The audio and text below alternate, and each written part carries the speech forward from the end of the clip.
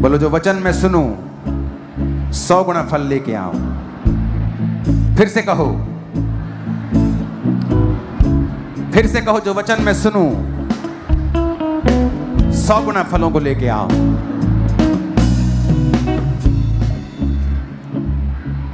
ये सिस्टर्स सब लेडीज जो खड़ी हैं इनको बाहर कर दो, उधर कर दो साइड पे, अगर ये समझ नहीं आती इनको तो।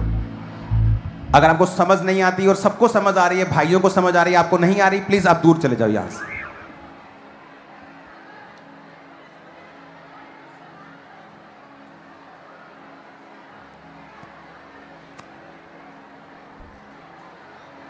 अपने हाथों को उठा के कहो, जो कुछ मैं सुनूंगा आज मैं उसे पूरा करूंगा। अपनी बाइबल को उठा और कहो, जो कुछ आज मैं सुनूंगा मैं कभी उसे इनकार नहीं करूंगा, प्रभु यीशु के नाम में। सुनो मेरी बात, मैं भी चाहता हूं तुम लोग डिलीवर हो, पर कैसे होगे जब तुम इंस्ट्रक्शन नहीं फॉलो करोगे। मैं तुम्हारे लिए यहां पे हूं, मैं तो डिलीवर हूं, तो आपको सिर्फ फॉलो करना है। तुम कहोगे तो मैं 2 घंटे यहीं पे तुम्हारे पास बैठ जाऊंगा, लेकिन अगर आप इंस्ट्रक्शन नहीं फॉलो करोगे तो मुश्किल होगा। अपने पड़ोसी को बोलो, बोलो ध्यान से सुन।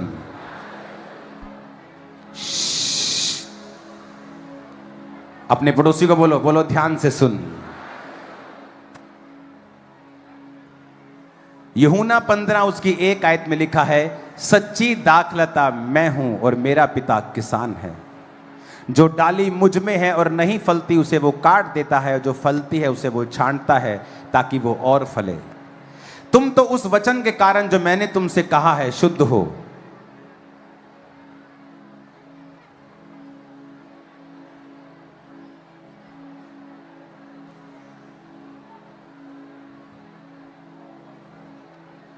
चार आयत में लिखा है, तुम मुझ में बने रहो और मैं तुम में। यदि डाली दाखलता में बनी ना रहे तो अपने आप से नहीं फल सकती, वैसे यदि तुम मुझ में बने ना रहो तो नहीं फल सकते। सिंपल वचन कहा परमेश्वर ने। कहता मेरा पिता किसान है, मैं क्या हूं? क्या हूं? अंगूरों की बेल हूं। क्या हूं? कौन है अंगूरों की बेल? यीशु। पिता क्या है? किसान यानी मालिक। अंगूरों की बेल कौन है? यीशु। यीशु ने कहा मैं अंगूरों की, मेरा पिता, यदि कोई डाली मुझ में रहे तो फल लेके आएगी। अगर तुम मुझ में बने रहो तो क्या होगा? तो तुम यीशु में कैसे बने रहोगे?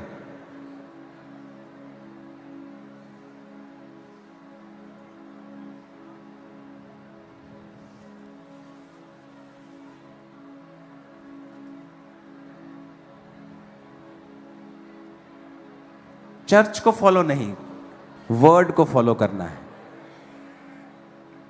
अगर वो चर्च वचन दे रही है तो फिर चर्च को फॉलो करना है।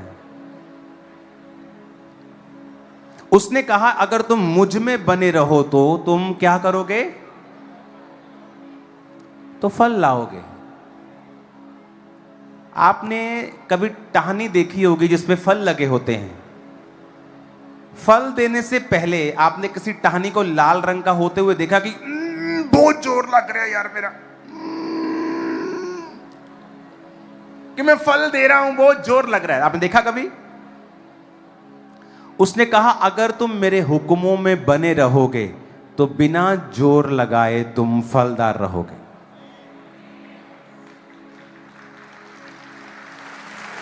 आदमी अगर काम तुझे नहीं करना आता तो यहां से निकल जा, बाहर चला जा यहां से। अगर तेरे को बिठाना तक नहीं आता लोगों को,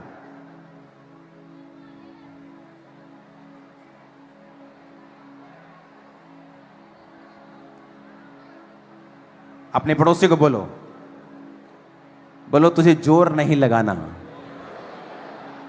सिर्फ बने रहना है। आमीन। तुझे जोर और क्या करना है?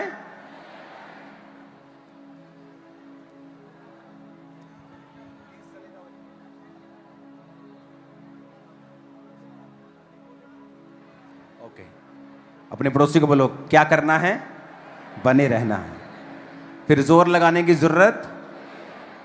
अब जोर लगाते हैं, आपको मालूम क्या जोर लगा हुआ है कि मैं फाइनेंशियली किसी तरह से सेट हो जाऊं, किसी तरह से मेरा बच्चा सेट हो जाए, किसी तरह से मैं इस बीमारी से बाहर आ जाऊं, कोई तो कुछ तो करके। परमेश्वर ने कहा यदि तुम मुझ में बने नहीं रहोगे तो फल नहीं ला सकते हो। आदमी को डिजाइन किया गया था कि वो परमेश्वर के साथ जुड़ा रहेगा और वो फल लाएगा। आदमी ने क्या सोचा कि मुझे परमेश्वर की जरूरत नहीं है, मैं अपने स्किल से, अपनी पढ़ाई से फल ला सकता हूं, और वो फ्रस्ट्रेट होता गया। इसीलिए आज लाखों फॉलोअर्स होने के बावजूद भी लोग सुसाइड कर लेते हैं। ओ मुझे एमएलए बनना है, मेरा ड्रीम है ये। मैंने बड़े बड़े पॉलिटिशियंस के बच्चों को सुसाइड करते हुए देखा है। अगर पोजीशंस, पैसा आपको सुख दे सकते, फल दे सकते, तो वो सुसाइड नहीं करते। फिर जो आपका ड्रीम था लोगों का, वो पा चुके थे, फिर भी सुसाइड कर ली। परमेश्वर ने कहा अगर तुम मुझ में बने ना रहो तो फल। 5 में लिखा तुम दाखलता हो, मैं दाखलता हूं, तुम डालियां हो। जो मुझ में बना रहता है वो बहुत फल फलता है, क्योंकि मुझसे अलग होकर तुम कुछ नहीं कर सकते हो।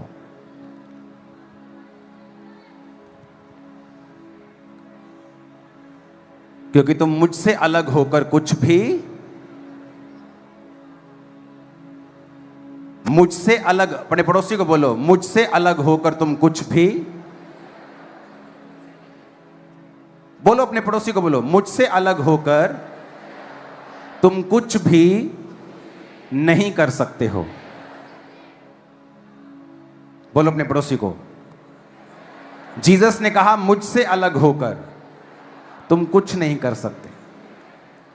आपको पता है कि जीसस ने अंगूरों की बेल की एग्जाम्पल क्यों दी? उसने ये क्यों नहीं कहा मैं सेब का पेड़ हूं, तुम मेरी टहनियां हो, मैं आम का पेड़ हूं, तुम मेरी टहनियां हो, अगर तुम मुझ में बने रहोगे तो बहुत सा फल लाओगे। उसने अंगूरों की एग्जाम्पल क्यों दी? क्योंकि अंगूरों की बेल अगर सड़ जाए और फल ना लाए, उसका बैट, बल्ला, फर्नीचर नहीं बन सकता। आम का पेड़ सूख गया, चलो जी ला दो इनू, घर का फर्नीचर बनाने हैं, इनू थापियां बना लेने, बल्ले बना लेने, गड्ढे बना लेने, गड्डी बना लेने, रिक्शे बना लेने। पर अगर अंगूरों की बेल सूख जाए तो कहता वो सिर्फ जलाने के काम आएगी। इसीलिए जो लोग क्रिश्चियन हैं और वचन पे नहीं चलते, आप उनके घरों में जाकर देख लो, अन्य जातियों से ज्यादा श्रापित और ज्यादा बीमार और ज्यादा दुखी नजर आएंगे आपको। क्यों? क्योंकि वो अंगूरों की बेल की टहनियां हैं। और अगर वो फल नहीं देंगी तो उसने क्या कहा बाइबल में? यदि कोई मुझ में बना ना रहे, वो डाली के समान फेंक दिया जाता, सूख जाता, और लोग उन्हें बटोर कर आग में झोंक देते हैं और वो जल जाती हैं। क्या कहा परमेश्वर ने?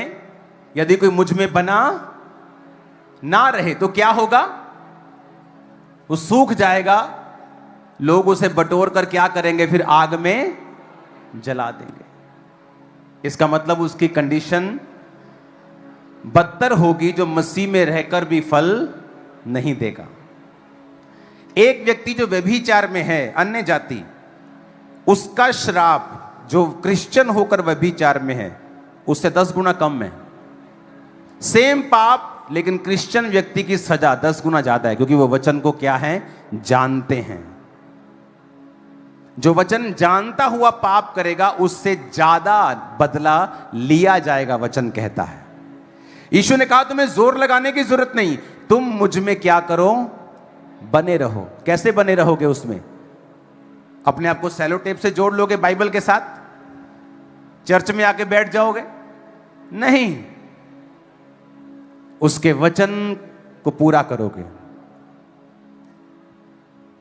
यदि तुम मुझ में बने रहो, बोलो अपने पड़ोसी को, और मेरा वचन तुम में बना रहे, तो जो चाहो मांगो वो तुम्हारे लिए हो जाएगा।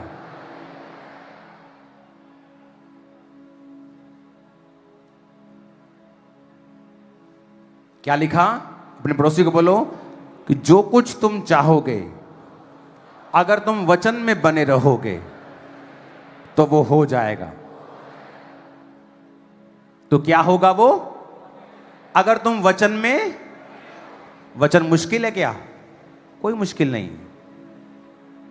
मुश्किल बोलो नहीं है। आप अपने बच्चे के लिए ऐसे लॉ बना सकते हो जिसको पूरा करते मर जाए वो, जिससे उसका नुकसान हो, उसकी लाइफ बोरिंग हो जाए। पहले लगता है अच्छा मैं व्यभिचार छोड़ दूंगा तो बोरिंग नहीं हो जाएगा, मैं नशा छोड़ दूंगा तो बोरिंग नहीं हो जाएगा। अब बताओ, धक्के खाते हुए बस से आप आए हो वो बोरिंग है कि स्कॉर्पियो गाड़ी में आए वो बोरिंग है? बोलो, आप बताओ, आप बताओ क्या बोरिंग है? अरे वो बोरिंग है क्योंकि वो शैतान ने दिया है। या तो 2 मिनट का मजा पहले ले लो और 100 साल की सजा बाद में ले लो, या 2 मिनट का डिसिप्लिन पहले कर लो और बाद में अपनी लाइफ को एंजॉय कर लो। समझ आ रही मेरी बात? मैंने सिगरेट्स पी हैं, तंबाकू खाए हैं, शराब, सब नशा किया, मेडिकल नशा किया। वो तलब लगती थी 2 मिनट, सिगरेट पी 5 मिनट नशा हुआ खत्म। बाद में तो नशा होना भी बंद हो जाता है, फिर आदमी भर भर के पीना शुरू करता है उसको। या तो वो कर लो और या फिर कंट्रोल करके वचन में बने रहो और प्रभु को फल लाने का मौका दो। आपकी मोहल्ले का सबसे स्ट्रांग आदमी आपको एक दिन स्ट्रांग समझेगा जब आप ये बात फॉलो करेंगे। मैं आपको प्रोफेटिकली बता रहा हूं, मैं ये आपको प्रोफेटिकली बता रहा हूं। ओके, मैं ये आपको प्रोफेटिकली बता रहा हूं कि अगर आप ये करेंगे, देखो टीम कितनी नालायक है, उनसे ये 10 लोग नहीं बैठे। कितनी नालायक है यहां की टीम, सो सॉरी टू से, पर आप इतने नालायक हैं, रियली फुल नालायक हैं आप लोग। सब टीम नालायक है, मैं आपको बता रहा हूं। ये चर्च सिर्फ पवित्र आत्मा चला रहा है, मैं आपको बता रहा हूं।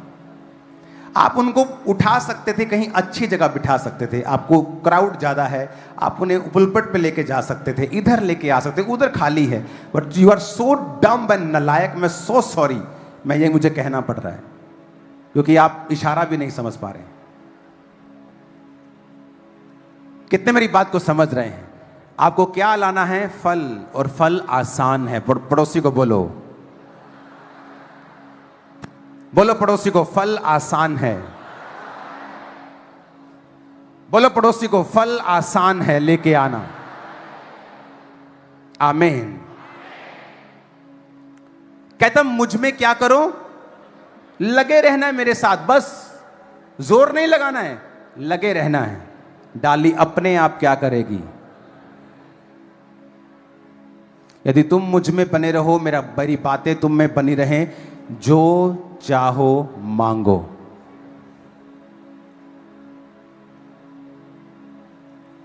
क्या करो? क्या मांगो? जो चाहो। आप श्योर हो? आप श्योर हो?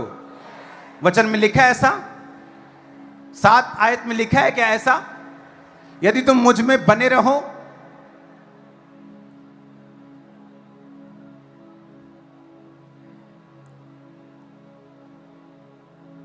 लिखो, यदि तुम मुझ में बने रहो और मेरा वचन तुम में बना रहे। अपने पड़ोसी को बोलो, यदि तुम मुझ में बने रहो।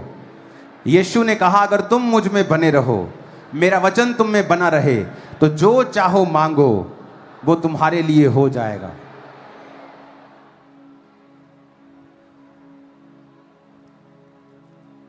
क्या मांगना है?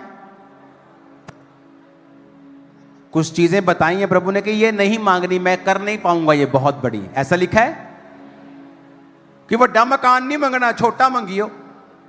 गड्डी छोटी लेनी, वड्डी नहीं लेनी। कहा प्रभु ने कि मैं नहीं, तेरे को बेबी नहीं दे सकता हूं, अडॉप्शन करने में तेरी मदद करूंगा। ऐसा लिखा? नहीं नहीं, मैं तेरी फैमिली को बचा नहीं सकता हूं, तू बच जा बस। ऐसा लिखा।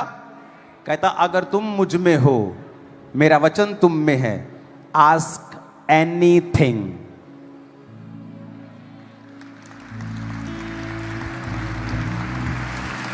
Ask anything.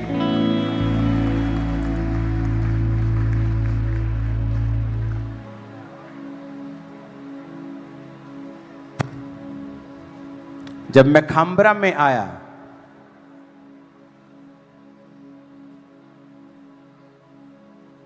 और एक व्यक्ति मेरा खिलाफत करता हुआ सब जगह मैसेज देता था कि इन लोगों को किराए पर जगह मत देना, किराए पर।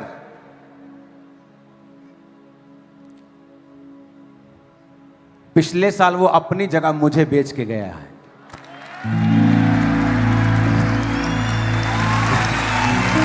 जो चाहो, क्या कहा? जो आस्क एनीथिंग। तुम्हारी फैमिली, तुम्हारे बेबीज, तुम्हारे बच्चे, तुम्हारा फाइनेंस, तुम्हारी हेल्थ, तुम्हारा एनीथिंग। उसने सिर्फ ये कहा है, अगर यदि if ye abide in me and my words abide in you, you shall ask what ye will। कहता जो तुम चाहते हो, जो तुम चाहते हो। जो उसने नहीं कहा जो मैं बताऊंगा तुम मांगो। कहता जो तुम चाहते हो। कहता जो तुम चाहते हो तुम्हारे लिए। क्या लिखा है? क्या लिखा है? ऊंची बोलो, तुम्हारे लिए। आगे उसने एक और बात लिखी। कहता मेरे पिता की महिमा इसी से होती है कि तुम बहुत सफल लाओ। कहता मेरा पिता यह चाहता है कि तुम्हारी जिंदगी में बड़ी गवाही हो। उसने खुदा का हार्ट बताया है आपको। कहता मेरा पिता यह चाहता है, उसकी महिमा इसी से होती है कि तुम बहुत सफल लाओ, तभी तुम मेरे चेले ठहरोगे। उन फलों में आत्मिक जीवन है। वो कहता है कि तो अगर तुम आत्मिक जीवन जियोगे तो कहता है इस संसार की वस्तुएं भी तुम्हें पीछे पड़ के मिल जाएंगी। 10 आयत पढ़ेंगे। यदि तुम मेरी आज्ञाओं को मानोगे, बोलो अपने पड़ोसी को, बोलो इफ, यदि, बोलो अपने पड़ोसी नु जे तू ओदियां आज्ञावां नु मन्नेगा। यदि तुम मेरी आज्ञाओं को मानोगे और मेरे प्रेम में बने रहोगे, जैसा कि मैंने अपने पिता की आज्ञाओं को माना है और उसके प्रेम में बना रहता हूं। अब बड़े ध्यान से समझना इस आयत को, 11 आयत को। कहता मैंने ये बातें तुमसे इसलिए कही हैं कि मेरा आनंद तुम में बना रहे। और आगे पता क्या लिखा है? और तुम्हारा आनंद पूरा हो जाए। कहता मैं ये गल्लां तानू इसलिए कहियां कि मैं तुहाडे तो खुश रवां ते तुसीं भी की रवो। जब 13 साल बाद बेबी होता है तो आनंद क्या होता है? पूरा। जब घर में ब्रेक थ्रू आता है, जब वो मेरा भाई, जब 50 लोग कलीसिया के चर्च में आते थे तो जब कलीसिया जाती थी तो जिस रास्ते से, जिस पौड़ी से वो उतर के जाती थी, वहां लिख देता था मेरे वाला धर्म किसी की बुराई नहीं करता।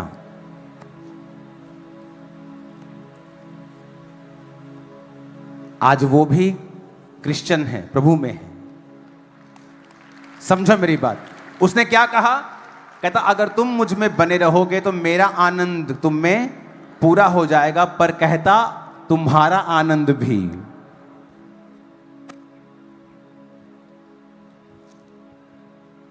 अपने पड़ोसी को बोलो ये एक तरफा प्यार नहीं है। फिर से बोलो अपने पड़ोसी को, बोलो ये एक तरफा प्यार नहीं है। तुम यीशु से प्यार करो, उसकी आज्ञाओं को मानो, तुम्हारा आनंद पूरा हो जाएगा। आमीन।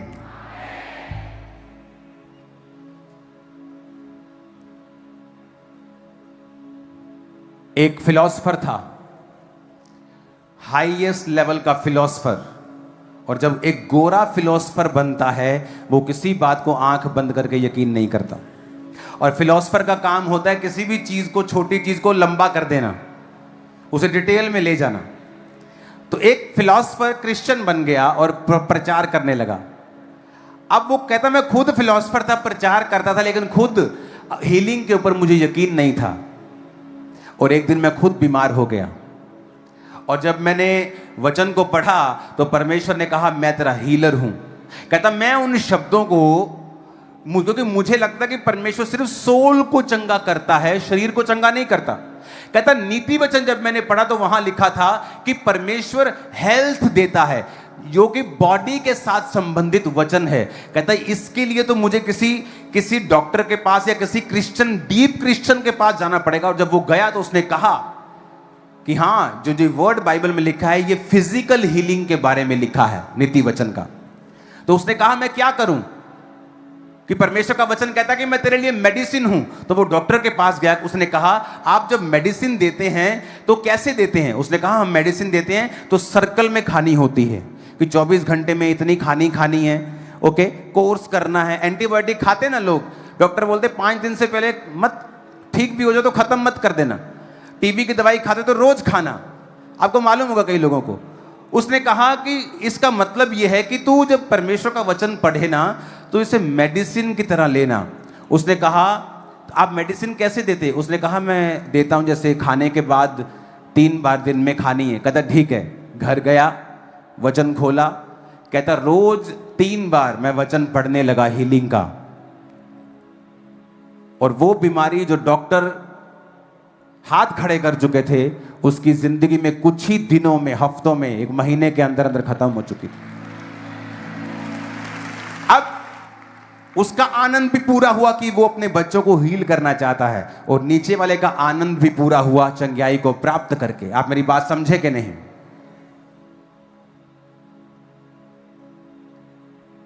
हालेलुया।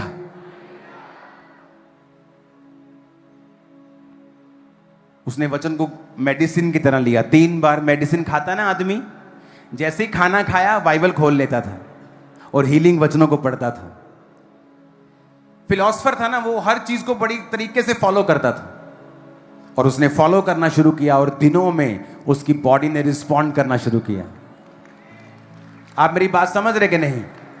आपकी लाइफ का चैलेंज, रोज बाइबल के सामने जाएं, प्रभु की हुजूरी से दूर ना हो, पढ़ें। जब नशे की तोड़ लगे बाइबल खोल लें और इसे मेडिसिन की तरह लेना है इसे, कि ये मेरी मेडिसिन है। डॉक्टर के पास जाओ ना नशा छोड़ने के लिए, वो तुम्हें दूसरे नशे की गोली देते हैं, मालूम, कि ये खानी है, अपने वाला छोड़ दे, फिर धीरे धीरे उसको कम कर देंगे। मैं आपको एक मेडिसिन दे रहा हूं, बाइबल। जब नशे की तोड़ लगे तो बाइबल खोलनी है और उसे पढ़ना है। तुम मुझे जल्दी मंगलवार से शुरू कर दोगे टेस्टिमनीज को भेजना इन जीसस नेम।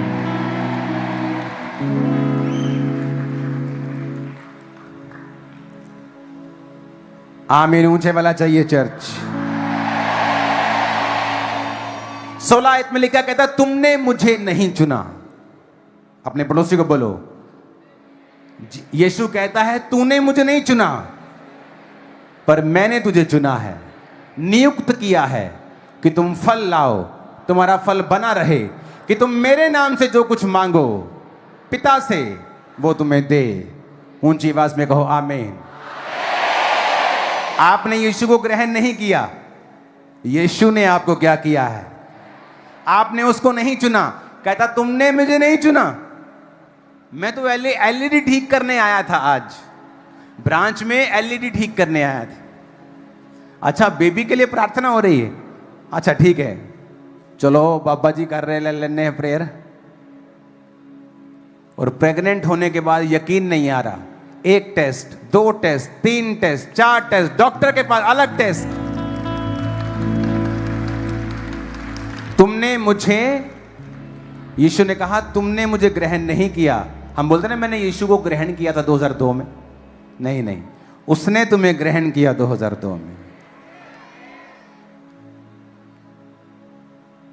तुमने उसके वचन को फॉलो किया, तुमने हाँ में हाँ मिलाई कि हाँ मैं स्वीकार करता हूं उसके वचन को कि वो मेरे लिए मारा गया और गाड़ा गया। आमीन। कहता तुम मुझ में बने रहो, मेरी बातें तुम में बनी रहे, तो जो चाहो मांगो तुम्हारे लिए हो जाएगा। अब बताओ वो बोरिंग है कि कर्जा लेने वाला तुम्हारे घर पे आके गालियां निकालता है, शाम को तुम भांग की टिक्की खाने जाते हो, थोड़ी सी दारू पी के अपने आप को थोड़ा रिलीज करते हो कि मेरा स्ट्रेस कम हो जाए, कि वो मजेदार है कि तुम किसी को पैसा मदद करने के लिए जा रहे हो सुबह सुबह अपनी गाड़ी में, कि वो मजेदार है? क्या मजेदार लगता है? तुम मदद कर रहे हो ये मजेदार है, ना कि तुम गालियां खा रहे हो ये मजेदार है। और यीशु ने कहा मेरा पिता ये चाहता है कि तुम फल लाओ, और मेरा पिता ये चाहता है कि तुम्हारा फल बना रहे। तुम फल लाओ, बहुत सा फल लाओ, तुम्हारा फल बना रहे। मेरा पिता ये चाहता है, कहता उसकी महिमा इसी से होती है।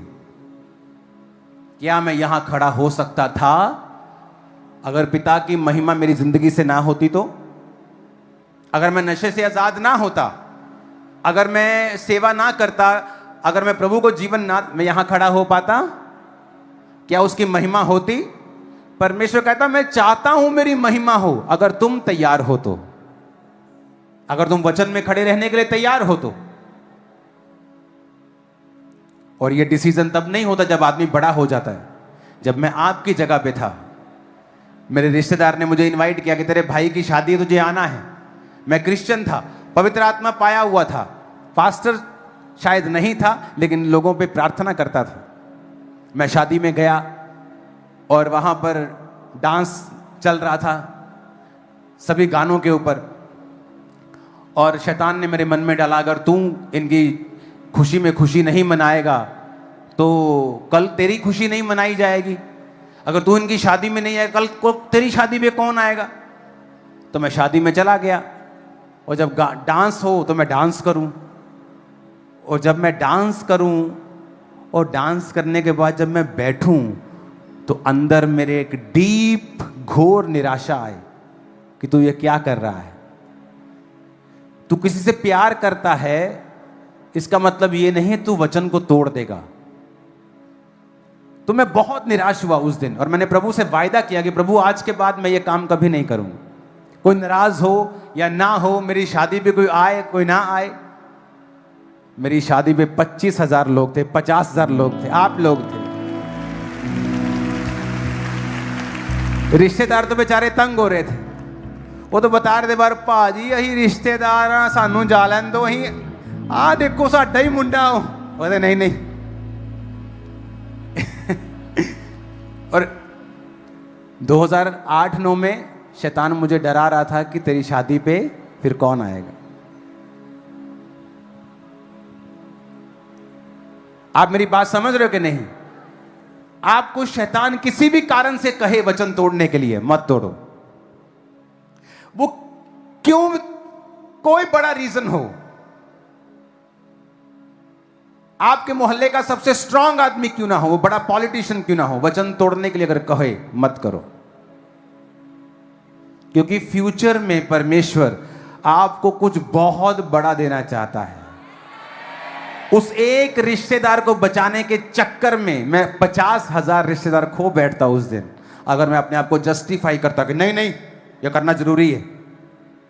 ऐसे कैसे कोई दुनियादारी थोड़ी छड़ देनी है अपना, लोग थोड़ी छड़ देने, रिश्तेदार थोड़ी छड़ देने अपना। एक्सक्यूज देता तो यहां ना होता। और ये कहता मेरे लिए नहीं है, कहता पिता चाहता है, उसकी महिमा ही इसी से होती है कि तुम बहुत सा फल लाओ, बहुत सा। तुम्हारे जीवन में गवाही थोड़ी छोटी मोटी नहीं होनी चाहिए, कहता बहुत सी होनी चाहिए। पढ़ लो, आप पढ़ लो, 8 आयत में यही लिखा है। कहता मेरी पिता की महिमा इसी से होती है कि तुम बहुत सा फल लाओ, तभी कहते तुम मेरे चेले ठहरोगे। आज से लेहन के बाद वापिस जाना, उस नशे से नफरत करना, उसको फेंकना पांव की जूती के नीचे, क्योंकि वो आपका एनिमी है और वो आपकी ग्रोथ को रोक रहा है, आपको रियल यू होने से रोक रहा है। जो रियलिटी परमेश्वर देखता है अपनी आंखों से, जब तुम्हें देखता है तो किस लेवल से देखता है, वो उसे वो हिंडर कर रहा है। वो एक दिन तलब हो सकती है शैतान लेके आए दोबारा, लेकिन तुम उससे आजाद हो चुके हो। आमीन बोल के जाओ, तुम फ्री हो चुके हो। आमीन, ऊंचाई आशीष हमारी है।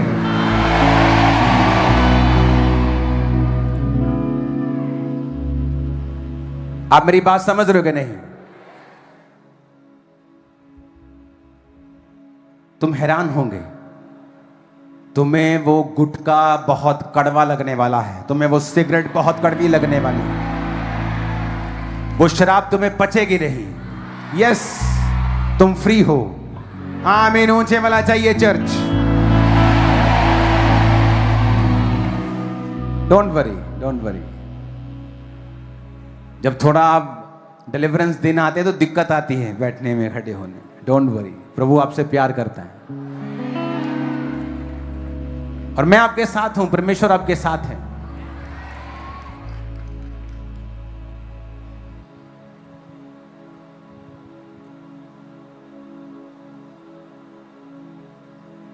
अपनी बॉडी पे हाथ रख के बोलो, मैं फ्री होके यहां से जा रहा हूं। मैं फ्री होके यहां से जा रहा हूं। मैं फ्रीडम अपने लिए लेता हूं, अपने रिश्तेदारों के लिए लेता हूं, अपने भाइयों बहनों के लिए, अपने बाप के लिए, बच्चों के लिए। इस फ्रीडम को मैं लेता हूं इन जीसस नेम। आमीन। कोई भी संडे नॉर्मल नहीं होगा। एवरी संडे परमेश्वर ने मुझे कहा है, एवरी संडे लोगों को मैं आगे बुलाकर उन्हें डिलीवर करूंगा और महान गवाहियां पैदा होने वाली। और जो टेस्टिमनी परमेश्वर आपको देगा, आप देखेंगे 8 साल बाद, 5 साल बाद उन व्यक्तियों को हाईएस्ट लेवल के ऊपर, फाइनेंस के नेक्स्ट लेवल के ऊपर, एक 3,000-3,500 फिर 7,000 की नौकरी करने वाला आदमी सोच भी लेगा ज्यादा से ज्यादा तो क्या सोच लेगा,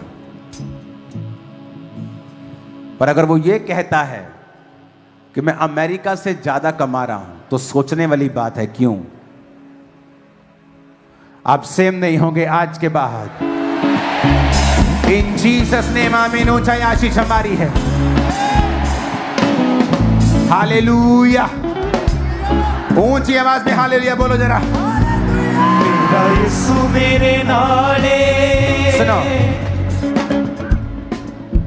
अपने पड़ोसी को फिर से बोल दो, जो फल लाएगा पिता की महिमा उसी से होगी। और फल लाने के लिए तुझे यीशु में बने रहना होगा।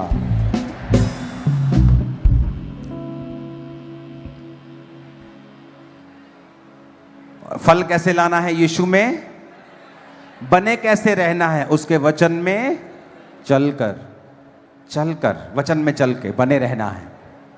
मुश्किल लगेगी आपको, 1-2 दिन बोरिंग लगेगा आपको, पर मेरी बात पे प्लीज यकीन कर लो, आपका फ्यूचर बहुत एक्साइटिंग होने वाला है।